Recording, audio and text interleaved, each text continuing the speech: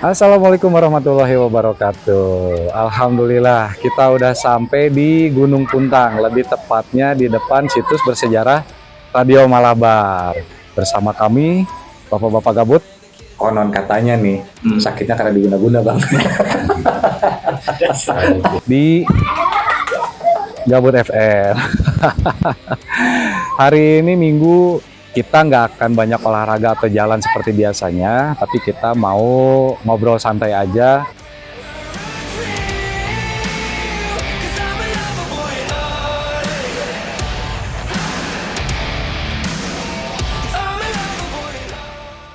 Alhamdulillah. Jujur, ini sih first experience buat aku untuk masuk ke area Gunung Puntang dan Radio Malabar ini, Bang. Dari awal kita masuk aja kan gitu udah ngelihat kayak pemandangan yang langsung bus gitu kan. Ada bangunan bersejarahnya, ada gunung-gunung di belakang, itu tuh udah kayak lukisan alam aja gitu, maksudnya udah keren banget sih itu.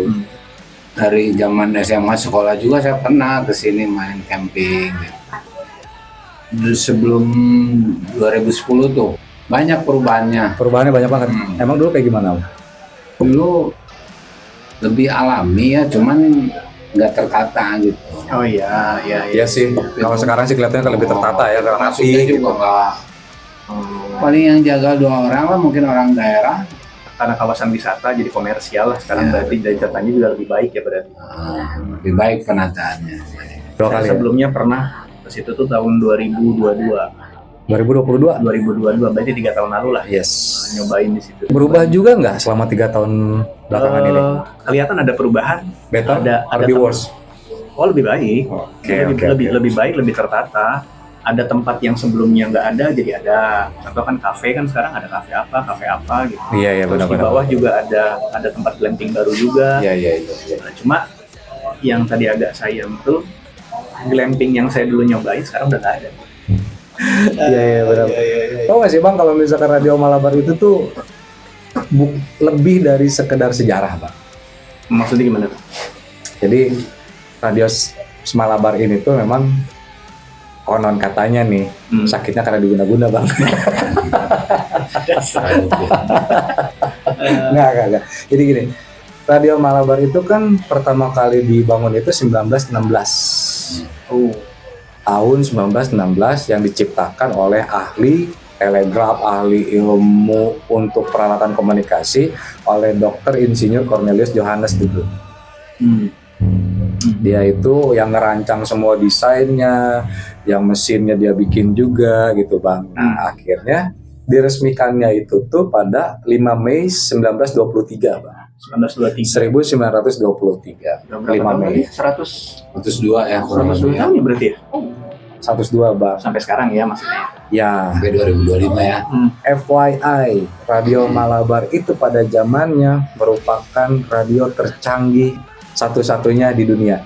Kenapa coba? Karena pada zaman itu tuh cuma Radio Malabar yang bisa menghubungkan komunikasi tanpa kabel dari Indonesia ke Belanda bang. Karena itu salah satu komunikasi yang dipakai tentara Belanda untuk menghubungkan ke negaranya bang pada saat itu. Sempat tadi kan kita explore ke beberapa tempat ya bang ya.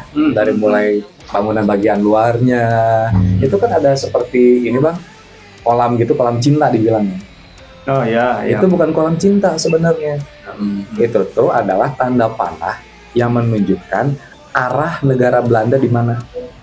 Oh gitu. Tetapi kita nyebutnya kolam cinta karena bentuknya kayak lope katanya. Kayak love.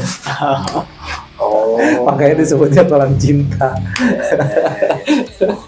Itu dulu dipakai untuk pagelaran seni.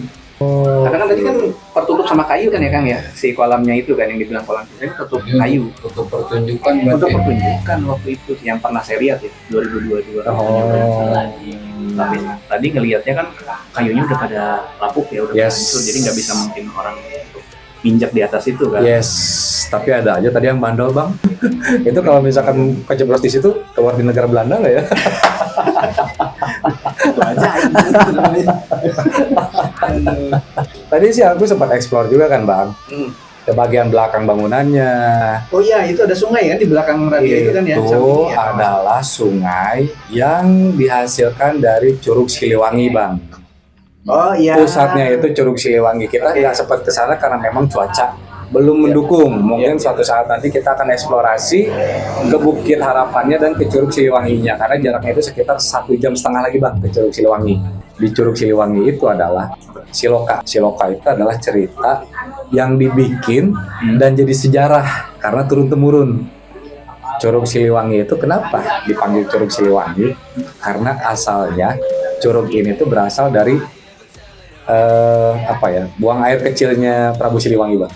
Makanya disebutnya Curug Siliwangi. Tadi cobain turun ke sungainya, airnya seger banget bang.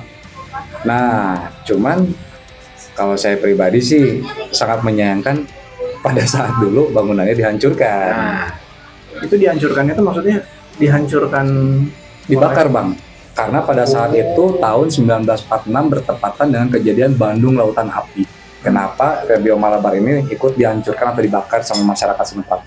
Itu karena memang untuk memutus komunikasi antara Belanda yang ada di Indonesia dengan negara. Sebenarnya sesimpel itu, simpel SD gitu alasannya. Cuman kalau misalkan seandainya if only nggak dibakar bang, mungkin bangunan dan peralatan yang sangat canggih masih utuh lah dan paling canggih di dunia pada saat itu sekarang masih ada. Ya. Yang jadi pertanyaannya, dibakar atau nggak dibakar, Indonesia tetap merdeka nggak? Tapi debatable juga, maksudnya gini, artinya ya selain tujuan tadi untuk memutus komunikasi tentara yang ada di Gunung Puntang ke negara Belandanya, dan salah satu bentuk perjuangan kita dalam melawan penjajah, ya tempatnya mereka yang dibakar gitu. Ya betul, setuju juga sih.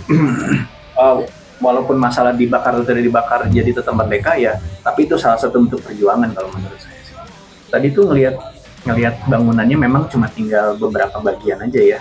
Memang tidak ada yang utuh satupun ya. Yes. Jadi ada satu bangunan agak besar, tapi atapnya kan kayak udah nggak ada. Mungkin pada saat kejadian kebakaran bangunannya 70% utuh ya bang ya. Seiring kemakan waktu dan zaman, mungkin runtuh dengan sendirinya mungkin. Faktor cuaca, faktor yang tidak dirawat, ya itulah. Kembali lagi kalau misalkan memang manusia sudah tidak bisa mengelola, alam akan mengambil alih bang. Bahasa luar biasa. Jalan banget. Oke, selain Radio Malabar, apalagi tadi yang kita lihat tadi di sana?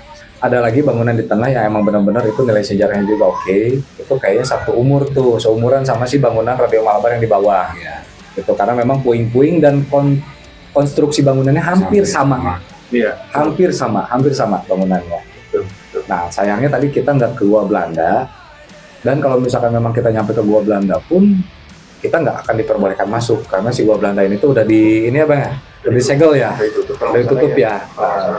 Nah, ada cerita lagi nih lucu nih. Katanya si Gua Belanda itu tuh tembusnya di Curug Siliwangi.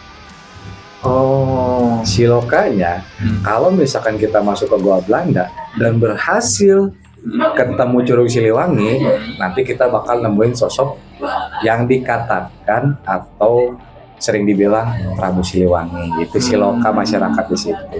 Itu yang kepercayaannya masyarakat. Kepercayaan masyarakat. Cerita dulunya lah. Cerita dulu yang turun temurun bang. Gitu. Oke, alhamdulillah cukup sih untuk hari ini. Next tripnya kita mulai sekarang nggak akan kasih tahu kemana, yang penting nanti stay tune aja di Gebut FM. Jangan lupa di follow, like, and subscribe. Sama aja ya, subscribe sama follow sama ya? Sama aja, berarti komennya boleh. Kalau misalkan ada yang tahu mengenai masalah sejarah Gunung Puntang, komen. Barangkali ada sejarah yang emang benar-benar belum kita tahu, jadi kita lebih tahu kalau misalkan ada yang komen nanti di YouTube. Ya udah, sampai ketemu di next trip berikutnya. Tetap bersama kami Bapak-Bapak Gabut di Gabut FM. Nah.